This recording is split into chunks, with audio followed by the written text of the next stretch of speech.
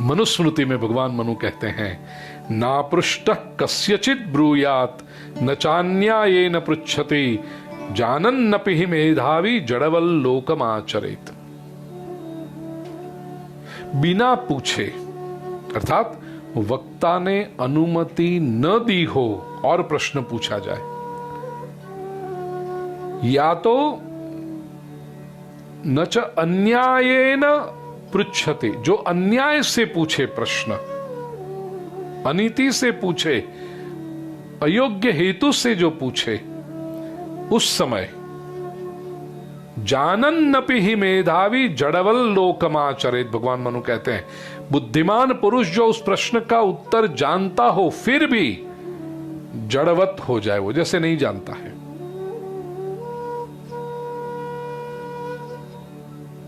और उसमें ही सयानापन है।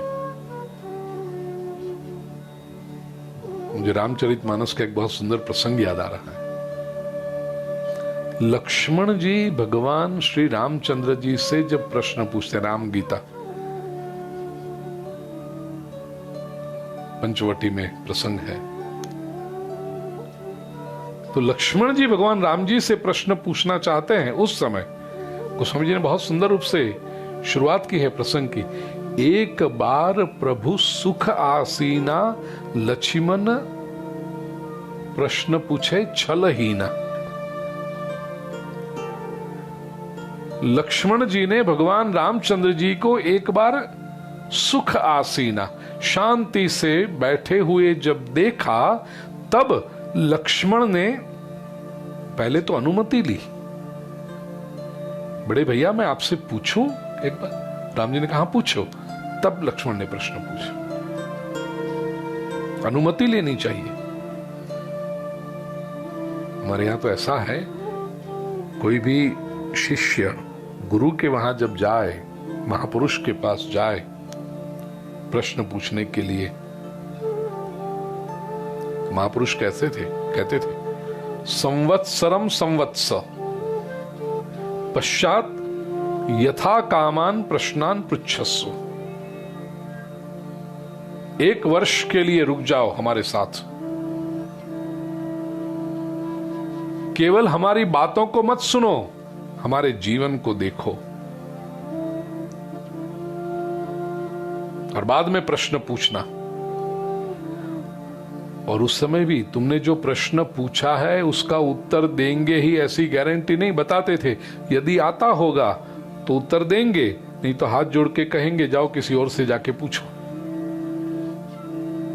अब जो इतनी श्रद्धा से एक वर्ष तक साथ में रहने के लिए तैयार हो जाए, उसको शब्दों की आवश्यकता नहीं पड़ती थी, उस महापुरुष के जीवन में से प्रश्नों के उत्तर मिल जाते थे।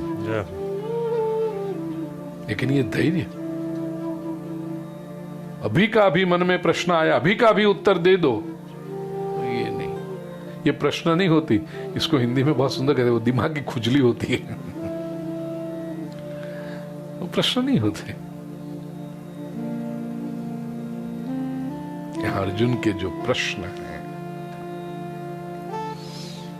शिष्य भाव में से, क्योंकि दूसरे अध्याय के 7वें श्लोक में अर्जुन कह चुका है, शिष्यस्ते हम शाधिमाम त्वाम प्रपन्नम। अर्जुन कह चुका है। और इसलिए भगवान अपना रहस्य, अपना परब्रह्म तत्व अपने स्वमुख से प्रकट करें और वो प्रसादी प्राप्त हो, ऐसे शुभ भाव से अर्जुन ने 8वें अध्याय के पहले 2 श्लोकों में ये 7 प्रश्न पूछे हैं।